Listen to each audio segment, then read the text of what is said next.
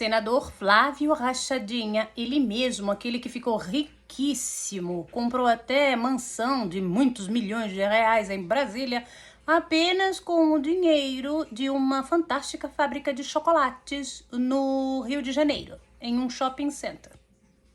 Não foi com dinheiro de rachadinhas, foi com dinheiro de chocolates. É rebatido por Alessandro Vieira no dia do enterro da PEC da bandidagem na CCJ, vídeo que está viralizando nas redes neste momento. Vamos ouvi-los. A parte de produção. Passa a palavra ao senador Flávio Bolsonaro. Boa tarde. Se tudo tivesse normal no Brasil, essa PEC jamais estaria sendo votada aqui agora. E a maior prova de que nós não vivemos mais uma democracia plena é que salta aos olhos de quem quiser, basta deixar a hipocrisia de lado. Hoje, a realidade é que você tem a esquerda autorizada a mentir, perseguir com discurso de ódio, com facadas, com tiros, e a direita censurada de falar, de espernear e de defender os seus próprios direitos ou de denunciar abusos de autoridade. Não é à toa que nós estamos discutindo essa PEC aqui hoje, presidente. E a maior prova de que a hipocrisia está reinando nesse debate é ver o PT dizendo que é contra a corrupção. O chefe deles era o presidente do governo mais corrupto da história desse país. O que se está discutindo aqui é blindagem, sim, uma blindagem de uma categoria de pessoas acima da lei. Porque Alexandre de Moraes cometeu vários crimes de responsabilidade, expressos da Lei 1079. Mas há uma blindagem aqui nesse Senado para que nada aconteça, presidente. E como nós só vemos parlamentares, por suas opiniões, palavras e votos, sendo perseguidos, é que chegou-se ao ponto de se buscar um remédio constitucional para, no mínimo, essa casa poder voltar a andar de cabeça erguida, poder falar o que pensa, para parar um parlamentar de subir uma tribuna e ter medo do que fala, porque pode virar investigado imediatamente. E só está funcionando para atacar um lado. Mas enquanto está sendo útil para perseguir a direita, está tudo bem. Mas o mundo dá a volta rápido. Isso aqui não é ameaça, isso é história. Isso é história. E isso vai acontecer em algum momento. Como foram faladas, citadas aqui várias frases, eu quero encerrar aqui também com vários poemas, né, vários ditados populares. Eu gosto sempre de citar a Bíblia, eu gosto de pegar alguns versículos e contextualizar o que está acontecendo aqui hoje. Não sem antes dizer que hoje a gente parece que está aqui criando no Senado Federal a bancada da Síndrome de Estocolmo. Aqueles que parecem que se apaixonam pelos seus algozes, né? Ontem era algoz, hoje é parça. E o que é que diz aqui o Provérbios 26, senador Magno Malta, Vossa Excelência que é pastor? Vê se se enquadra nesse contexto. Provérbios 26, versículos 27 e 28. Quem coloca uma armadilha para os outros acaba caindo nela. Quem rola uma pedra será esmagado por ela. Quem odeia fere os outros com mentiras. As palavras bajuladoras causam desgraças. Então, o que nós estamos fazendo aqui, presidente, é evitar ainda mais desgraça, porque esse país não pode mais continuar pagando um custo tão alto para garantir a impunidade de Alexandre de Moraes. E aí o Flávio Bolsonaro falando que o mundo dá volta rápido e quem coloca armadilha para os outros acaba caindo nela. Vamos ver, então, o que o relator Alessandro Vieira, da PEC da blindagem, falou em reação imediatamente após esse pronunciamento do Flávio. E é bom lembrar que, apesar dessa alegação bolsonarista para a questão da fala dos parlamentares na tribuna, no plenário, nas comissões do Congresso Nacional, a PEC da blindagem, ela blindava parlamentares por muito mais. Blindava por qualquer tipo de crime se os aliados, se os pares, se os coleguinhas de parlamento resolvessem proibir o avanço de um processo criminal contra eles.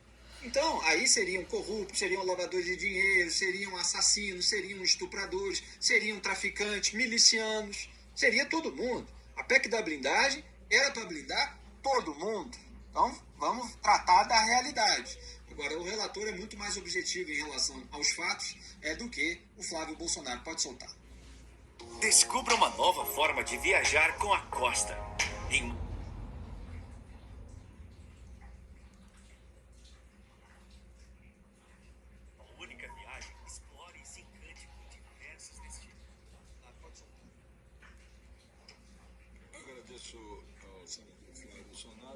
Pela ordem, passa a palavra ao senador Alessandro Vieira. Obrigado, senhor presidente. Apenas para agradecer a manifestação do senador Flávio Bolsonaro, que me permite fazer essa reflexão histórica. No ano de 2019, em fevereiro, logo que entramos aqui, eu comecei a trabalhar e trabalhamos fortemente, juntamente com 32 senadores, colocamos de pé um pedido de CPI para apurar a conduta individual de determinados ministros das Cortes Superiores Brasileiras. Fica chamada de CPI da toga.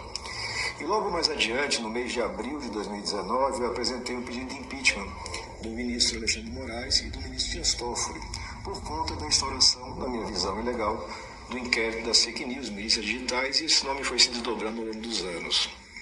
Esses dois atos, essas duas ações não foram à frente. E a principal voz nessa casa contrária a esse procedimento era do senador Flávio Bolsonaro.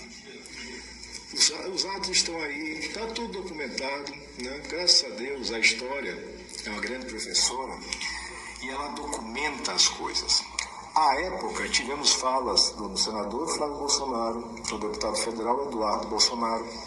Na tribuna, no saudoso senador Major Olímpio, a ex-senadora Selma, a senadora Soraya, que ainda está aqui conosco na casa, referiram o fato de terem sido convocados pelo presidente à época, presidente Jair Bolsonaro, para reverter seus votos no tocante à CPI.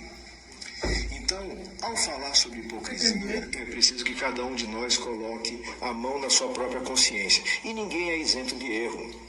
Como o senhor disse muito bem o dito popular baiano, e os ditos populares nos socorrem bem às vezes. Só não muda de ideia quem não as tem. Então é natural que você tenha mudança de opinião. Não é natural tentar se aplicar uma narrativa quando ela não corresponde aos fatos, repito, documentados. Tudo que eu falo aqui está plenamente documentado. E o segundo ponto que eu acho que merece uma profunda reflexão. Esta casa tem um papel fundamental, o Senado da República tem um papel fundamental para o equilíbrio entre os poderes. Mas eu fico escutando parlamentares falando de abusos do Supremo, e eu vou aos autos buscar o que concretamente fizeram contra algum abuso e não encontro nada. Como é que eu posso dizer que o artigo 53 não funciona se o partido não pede a suspensão dos processos?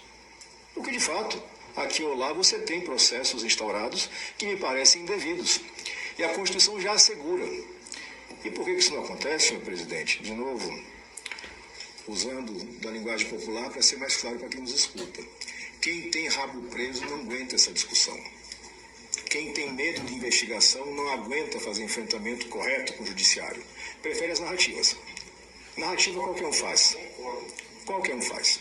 Falar, até papagaio fala. Fazer, faz quem tem coragem e capacidade. Então, esse acho que é o ponto só de registro. Se entender os momentos, se ter a consciência e coragem de abrir mão de uma conveniência de oportunidade e pensar no nosso país. E, de fato, concordo com várias falas. O nosso país precisa revisar a sua relação entre os poderes. Falo sobre isso desde o início do mandato. Agora, só por conveniência fica difícil. A gente tem que trabalhar com convicção e qualidade, senhor presidente. Com relação à CPI de lavatório, eu sempre falei, busca nos documentos, que eu acreditava numa autocontenção do Supremo. Isso em 2019, que não veio. Infelizmente não veio.